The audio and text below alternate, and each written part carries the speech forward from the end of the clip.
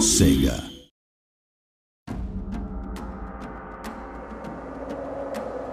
Hello and welcome back to Total War Shogun 2's multiplayer tutorial, Part 2.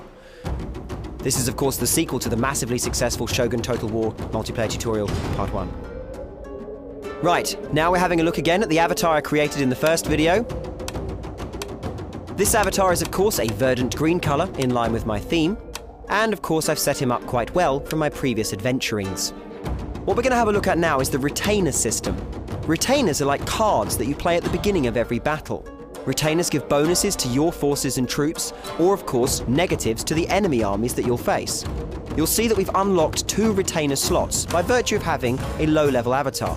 As we rank up, we'll unlock more slots. For now, we've chosen these 2 retainers to play in our next battle.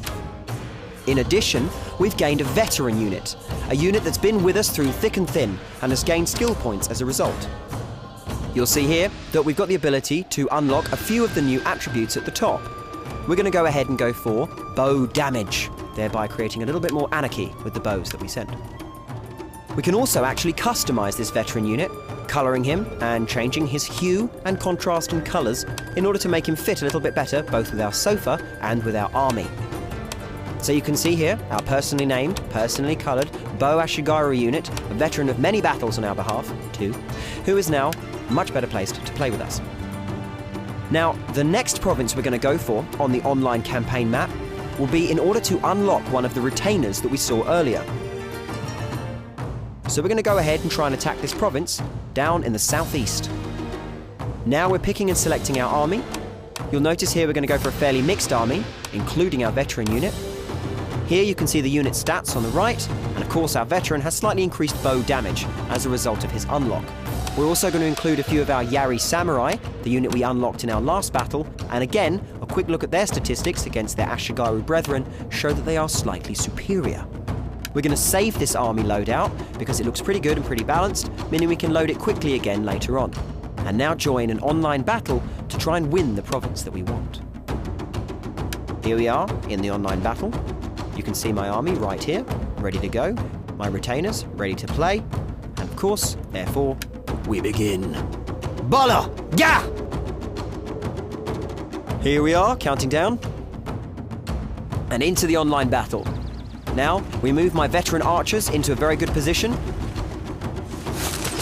Using my superior bow damage and from a good position, we rain death onto the enemy. You can see they panic and begin to flee, but they counter with a horse charge, and I employ my Yari Samurai, experts against cavalry, and cut them to pieces with a cavalry charge of my own. This, followed by a few deft subsequent maneuvers, results in a decisive victory and my opponent's head on a plate. You'll see that by winning that battle, we've gone up a rank with our general. We've also created a veteran unit of Yari Ashigaru, which we are naming now. And of course, we've unlocked various bonuses, including the retainer that we wanted earlier on the map. Here are the unit statistics following the battle. This shows us that our Yari Ashigaru unit did just enough to gain his next rank, and we can now go ahead and turn him into a veteran, just as we did with the archers. So here we are, back on the online campaign world, with a couple of provinces under our control. And allow me to tell you, friends, this is not it. Because... boom! Here we have the multicoloured Joseph's Technicolor Dreamcoat of the Clan Competition online map world. Here you can see that we have a variety of different colours, denoted of course all the different clans. But first, we need to join a clan. On the left-hand side you can see the number of Steam groups we already belong to. Steam groups are clans in Shogun 2.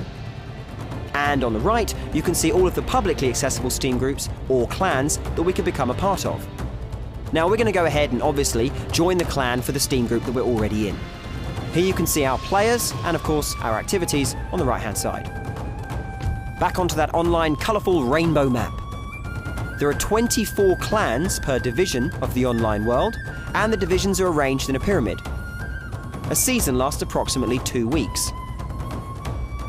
The top 2 clans in any division are promoted and the bottom 4 are relegated at the end of every season. And of course, you'll want to go ahead and make sure the top of the crop is you. All of these lovely pink bits signify territory that we have gained. We're ranked according to the number of regions that we control. You can see that as the right-hand number next to our clan's name. The regions are taken over by various different clans by having the highest clan influence score on that region, i.e. by fighting and winning battles, or in other cases, by holding lots of adjacent territories surrounding that region. All of these things create an influence. You'll notice that by mousing over a territory, we bring up a tooltip.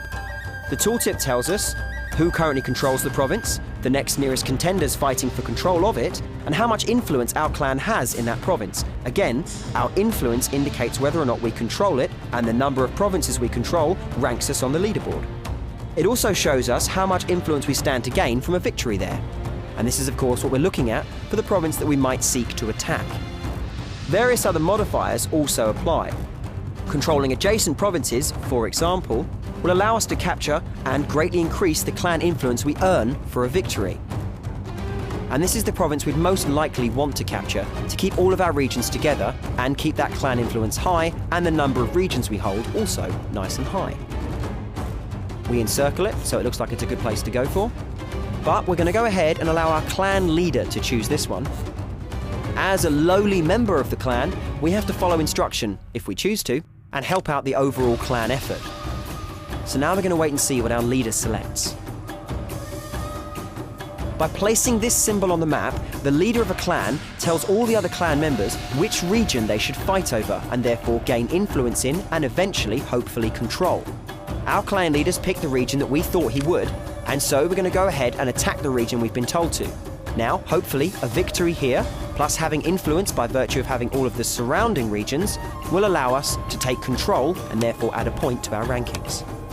Here you can see that by doing what the clan wants, we can also earn clan tokens that will allow us to upgrade our units. The ensuing battle is tense. We have to use all of our unlocked units and abilities. Spearmen, cavalry, archers, all of them are employed against our enemies. It's a bitter and tough battle, but after a pretty swift fight and the enemy routing, you can see we've taken control of this province. It's now coloured a beautiful pink. Now, essentially, that's all that's left. We'll turn this world over to you. For wrath or for ruin, it's yours. Have fun!